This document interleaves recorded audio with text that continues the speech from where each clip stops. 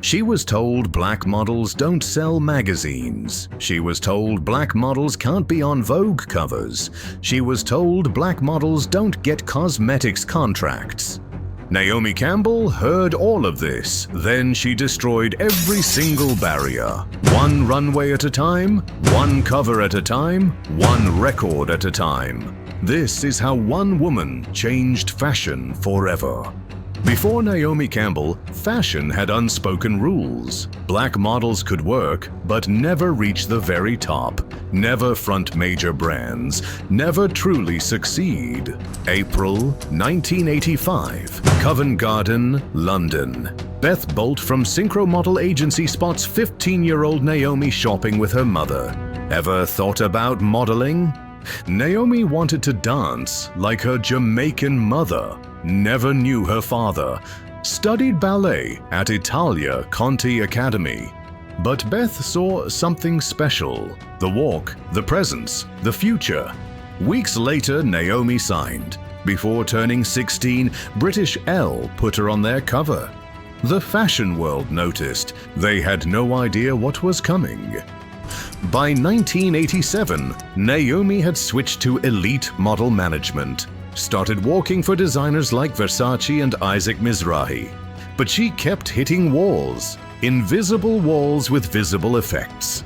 Designers would book white models over her. Magazines refused to put black models on covers. Cosmetics companies said black faces don't sell products. Most models would accept this, work within the limits, take what they could get. Naomi Campbell wasn't most models. December 1987. British Vogue hadn't featured a black cover model since 1966. 21 years of white faces only. Then Naomi Campbell appeared on their cover. The photo showed a close-up of her face. Natural, beautiful, powerful. Fashion insiders were shocked. How did she manage this? The answer was simple. Naomi was undeniable. Her presence on camera was magnetic. Photographers loved working with her. And slowly, one by one, the walls started falling. But the biggest breakthrough came in August 1988. French Vogue, the most prestigious fashion magazine in the world. They had never featured a black model on their cover. Ever. Designer Yves Saint Laurent made it happen. He threatened to pull all his advertising if they didn't put Naomi on the cover. That's how much he believed in her. The cover was revolutionary. Naomi in haute couture, proving black models could sell high fashion. The issue sold out across France. Then came the ultimate prize, September 1989. American Vogue, the most important issue of the year, the issue that sets fashion trends globally.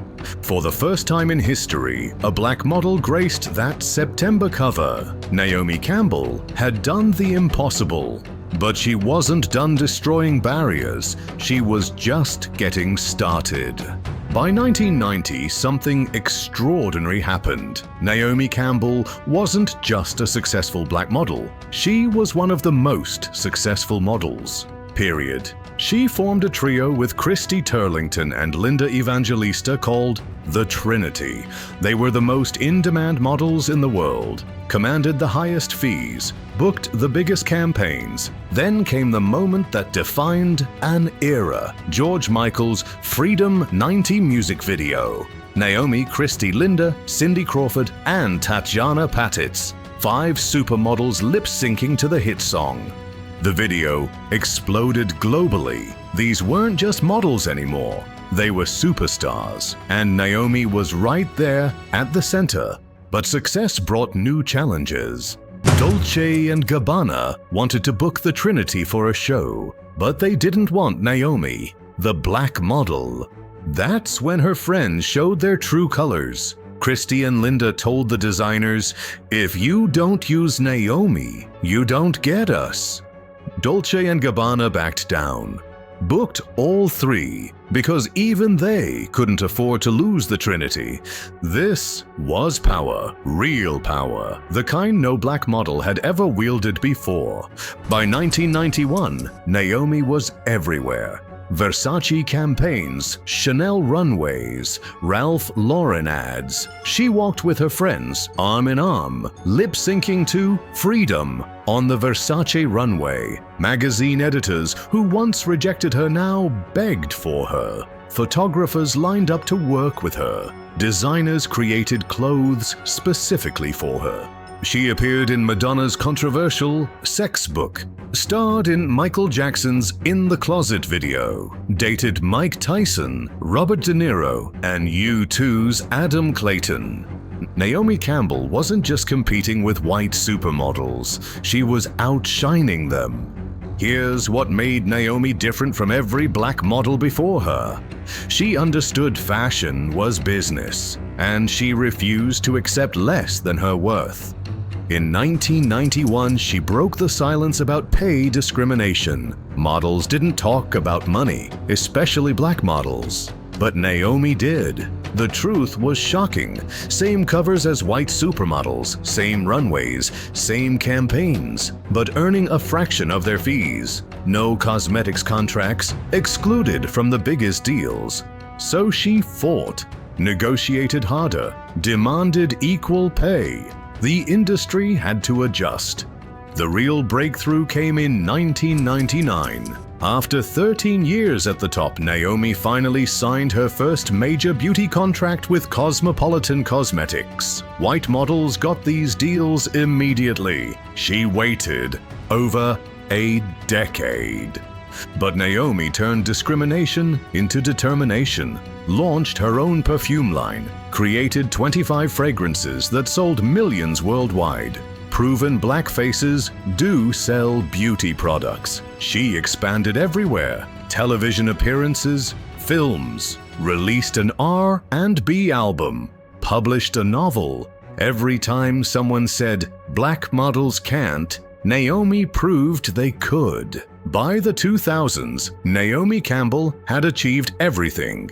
Wealth, fame, power. She could have coasted, enjoyed her success, let younger models fight their own battles. Instead, she became more vocal about racism in fashion. In 2013, she noticed something disturbing. Fashion was going backward. Fewer black models on runways, fewer on magazine covers. The diversity she'd fought for was disappearing.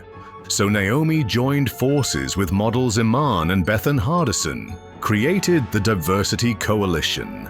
They wrote open letters naming designers who used no models of color, called it what it was, a racist act. Major designers were shamed publicly. Suddenly, diversity mattered again. Runways became more inclusive because Naomi Campbell said so. She also revolutionized fashion television, created and hosted The Face in multiple countries, mentored young models, showed them how to survive the industry that tried to limit her. In 2018, at age 48, Naomi received her first major American Fashion Award, the Fashion Icon Award from the Council of Fashion Designers of America. 32 years into her career, better late than never.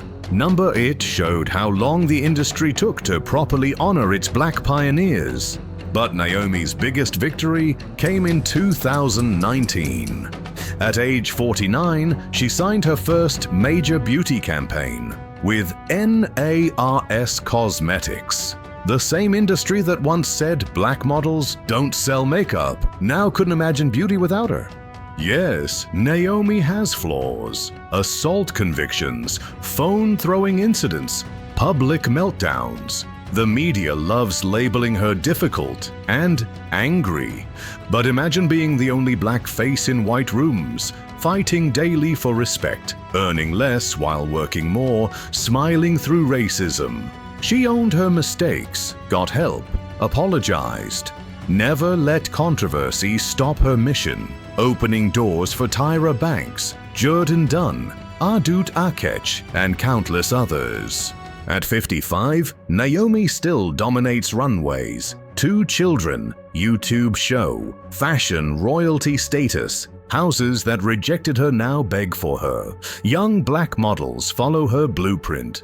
500+ magazine covers, every major campaign. But the real legacy. Look around. Black models everywhere, on every runway, every magazine, every beauty campaign. That's Naomi's victory. She didn't just succeed, she transformed fashion forever. Naomi Campbell heard no more than any supermodel. She turned every rejection into rocket fuel. From a London teenager to fashion's most powerful black model, she didn't just compete, she dominated. Changed rules, opened doors, made diversity profitable.